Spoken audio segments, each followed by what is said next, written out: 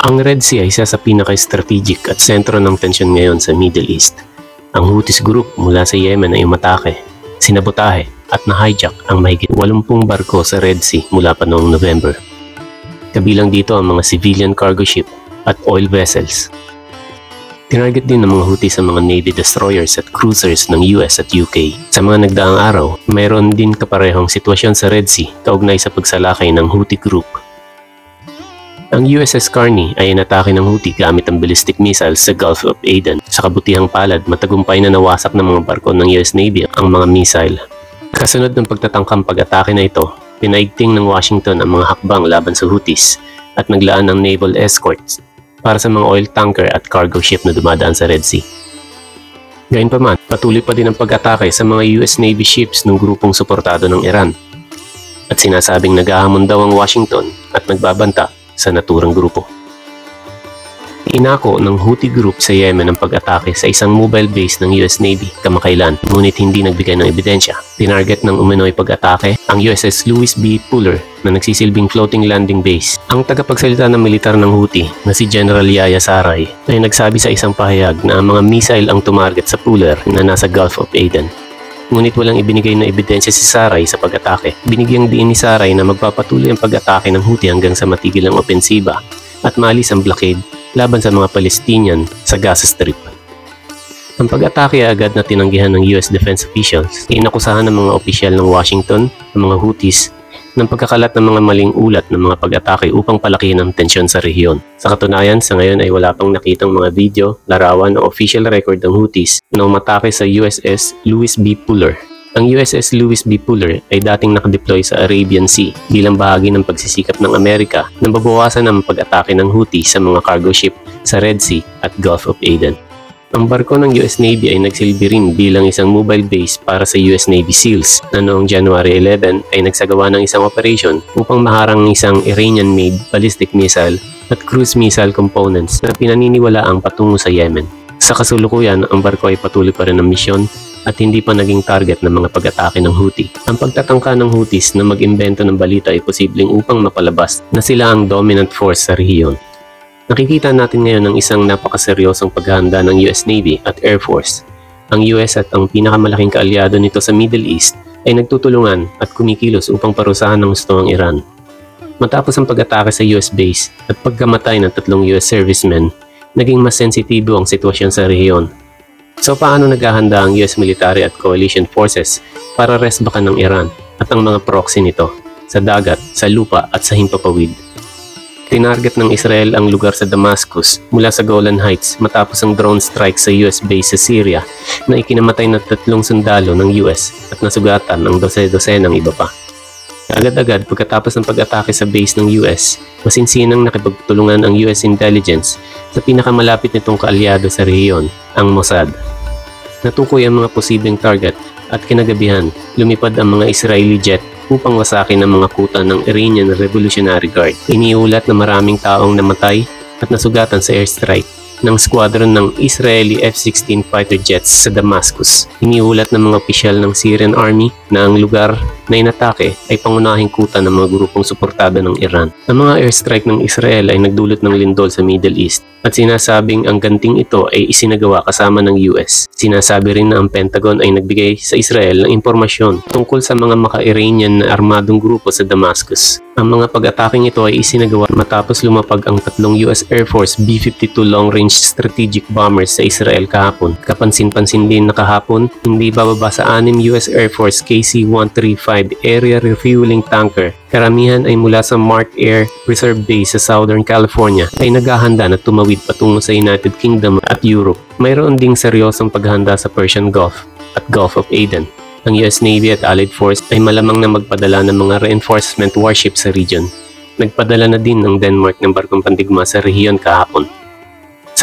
Sa kagustuhan ng Biden administration na pigilan ng Iran sa panggugulo sa rehiyon ng Persian Gulf, nagpasya itong maglaan ng higit sa 3,000 US Navy personnel at Marines. Mahigit 50 barkong pandigma mula sa Allied Forces ay nasa rehiyon na din. Ang 26 Marine Expeditionary Unit kasama ang sailors at Marines mula sa isang amphibious ready group na pinamumunuan ng USS Baton at sinamahan ng dock landing ship na USS Carter Hall ay ipinuwesta sa rehiyon para maging mas capable at flexible ang puwersa ng US Fifth Fleet na nakabase sa Bahrain. Kasama sa deployment ang isang dosenang US F-35, gayon din ang F-16 at A-10 air assets at karagdagang aircrafts, helicopters at amphibious landing aircraft para sa Navy-guided missile destroyers. Ang isang amphibious assault ship ay maaaring magdala ng higit sa 2 dosenang rotary wing at fixed wing aircraft, kabilang ang MV-22 Osprey, tilt-rotor aircraft at AV-8B Harrier attack jets. Dagdag pa ang ilang amphibious landing craft. Ang Maritime Expeditionary Unit ay dalubhasa sa mga amphibious landing and visits, board, search and seizure operations o pagkuha ng kontrol sa mga barko, kadalasan sa mga kaso ng smuggling or piracy. Ito ay tinuturing na isa sa pinakamalinaw na mensahe mula sa US para sa Iran. Sa madaling salita, pinutol ng mga hukbong pandagat ng US na napakalapit sa Iran ang mga supply lines mula sa Persian Gulf papuntang armed forces ng Iran. Dapat din napayagan ng mga commercial at civilian vessels na may foreign flags na akyatin at inspeksyonin ng US ang kanilang barko bago pumasok o lumabas ng Iran. Ang demand na ito ang pinakamarahas na hakbang upang pigilan ng Iran na isabotahe ang mga barko sa dagat gamit ang mga Revolutionary Guard troops. Kung ganap na maaprobahan ng Administrasyong Biden, ito ay magpapahintulot sa militar na gamitin ang mga pangyarihan nito sa pagtatanggol sa sarili upang matiyak na ang US Naval at Air Forces ay maprotektahan ang mga tanker ships mula sa pagsalakay ng Iran. Ang mga hakbang na ito ng US ay bumabaliwala sa humihinang puwersa ng Iran sa rehiyon. Pero bukod sa US, mayroon pang isang napakahalaga at kakaibang puwersa sa Red Sea, isa na may tungkuling hadlangan ang Houthis sa Yemen. Bilang karagdagan sa US forces, ang United Kingdom na may 3 frigate sa rehiyon ay nakahanda rin ng aksyon. Ang Royal Navy sa Red Sea na nakikipaglaban sa mga Houthis gamit ang mga frigates na HMS Diamond, HMS Richmond at HMS Lancaster ay sumasailalim din sa mga pag-atake ng grupong suportado ng Iran. Matatandaan kamakailan lamang ay tinarget ng grupong suportado ng Iran ang HMS Diamond na parte ng Royal Navy. Ang Houthi ay nakapagsagawa ng pag-atake laban sa Diamond. Sa kabutihang palad na itaboy ng HMS Diamond ang pag-atake ng Houthi. Bago ang pag-atake ito, sinalakay din ng mga Houthis ang British oil tanker na Marlin Luanda. Ang cargo ship na may Russian flag na may lula na Russian naphtha ay inatake din.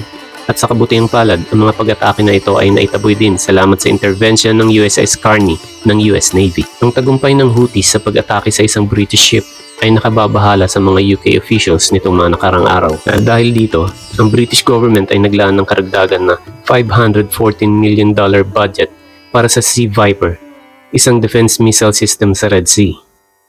Hindi pa sure kung ang preemptive na kilos ng US at UK sa Red Sea ay magpapalaylo sa mga Houthis. Ngunit para sa kaalaman ng lahat, ay may mga barko din sa rehiyon na hindi pinupuntirya ng mga Houthi. Ano naman ang mga taktika at diskarte sa pag-atake ng mga agresibong pro-Iranian Houthi rebels? Upang sumalakay sa mga barkong ito, pinili ng mga Houthis ang Gulf of Aden at mga lugar tulad ng Bab al-Mandeb Strait kung saan maaari silang maglagay ng mga ambush. Ang pagpuposisyon ng teroristong grupo sa mga lugar tulad ng west at north ng Yemen ay napaka-strategic para sa mga pag-atake sa mga barkong dumadaan sa Red Sea. Sa pagtatarget ng Houthis sa halos lahat ng barkong naglalayag sa Red Sea, kung saan dumadaan ang 15% ng pandaigdigang kalakalan ay nagdudulot ng matinding tensyon. Siyempre, bilang tugon sa mga pag-atake ng Houthi, ang US at UK ay gumanti laban sa grupong suportado ng Iran na may magkasanib na airstrike sa Yemen. Sa kabuuan, ang US at UK ay nakapagsagawa na ng 10 airstrikes laban sa Houthi hanggang sa kasalukuyan. Habang ang tatlo sa mga ito ay magkasamang isinagawa ng US at UK, ito dito ang direktang isinagawa ng US Navy at Air Force sa rehiyon. Ang Houthis ay malubhang nalagasan dahil sa US airstrike.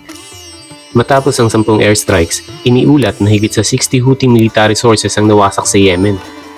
Kasunod na malaking pagkalagas na ito, binigyan din ng mga military analyst na ang Houthis ay patuloy sa pag-target sa mga sasakyang pandagat sa Red Sea at particular na inaatake ang US at UK naval assets. Ang US naval ships ay higit na nasa panganib dahil sa pagtindi ng kanilang mga pag-atake. Isa pang dahilan kung bakit tinarget ng Houthis sa mga barko ng US Navy ay ang pagsusuporta ng Washington para sa digmaan ng Israel sa Gaza at ang mga polisiya ng Houthis sa Yemen na nagpoprotekta at sumusuporta sa Hamas. Kaya naman, ang US Navy, cargo at oil ships na dumadaan sa Red Sea ay tinuturing ng mga Houthis bilang isang target na kailangang alisin. Sa kabilang banda, idineklara ng Houthis na ang mga barko ng Russia, China at Germany na dumadaan sa Red Sea ay hindi aatakihin. Nasira ang pangakong ito ng Houthis terrorist group sa pamamagitan ng pag-atake sa Marlin Luanda Tulad na nabanggit nung una, ang barko ay nagdadala ng Russian fuel. Ang patakaran ng Houthis sa hindi pag-atake sa mga barko ng China at Germany ay nagpapatuloy sa ngayon. Gayunpaman, huling nagbigay ng babala ang China sa armadong grupo ng Yemen. Sa katunayan, ang babalang ito ay direktang patungkol sa Iran. Ang Tehran ang pinakamahalagang source ng militar at finance ng Houthis.